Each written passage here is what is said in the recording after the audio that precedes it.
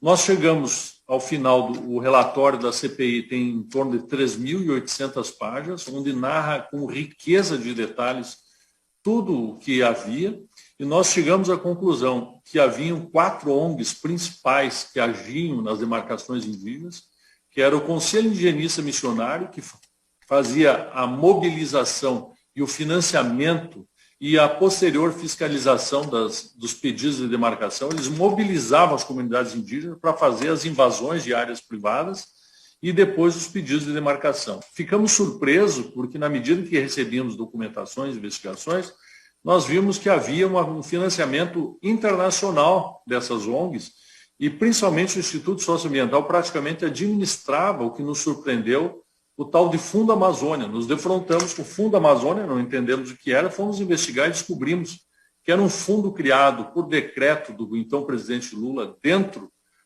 do BNDES, dirigido praticamente a financiar os projetos apresentados por essas ONGs. Os recursos vinham principalmente da Noruega, em sua maior parte, da Alemanha, dos Estados Unidos e, inclusive, da própria Petrobras. Os valores eram assombrosos. Se não me engano, na época, o Fundo Amazônia dispunha de em torno de 2 bilhões de reais para fazer toda esta militância. Na área de assentamentos do INCRA, outras ONGs e entidades é que faziam essa organização. Era a Comissão Pastoral da Terra, era a Federação dos Trabalhadores da Agricultura e era o Movimento dos Trabalhadores Sem Teto. Eles, basicamente, eles escolhiam, junto com os servidores do Estado, áreas particulares para serem invadidas, mobilizavam e treinavam determinados grupos para que fizessem a invasão. Essas pessoas invadiam as áreas e, a partir desse momento, o INCRA entrava e a Advocacia Geral da União dizia que a área, em verdade, era irregular, as pessoas não recebiam a reintegração, porque a Justiça ficava em dúvida se a área era da União ou não, ou se era particular. E, a partir disso, essa área era loteada.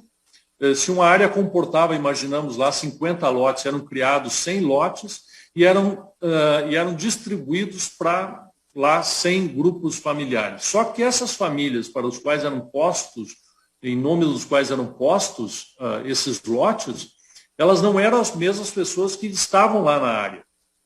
Essas famílias, nos quais os lotes eram dados o nome, elas serviam apenas para buscar recursos públicos. Então, elas iam pegar crédito de eletricidade, crédito de instalação, uma série de benefícios. E esses recursos eles eram rachados entre o dono da loja onde fornecia os bens e materiais, os funcionários do INCRA, gerente de banco e os funcionários das organizações que eram atribuídos à fiscalização dessas áreas. Se tornou um grande esquema de desvio de recursos públicos e dirigidos também a partidos políticos. Tá? Então, havia também envolvimento do Ministério Público Federal, que acobertava todos esses atos, da Advocacia Geral da União, universidades e partidos vinculados principalmente à ala de pensamento de esquerda. Né?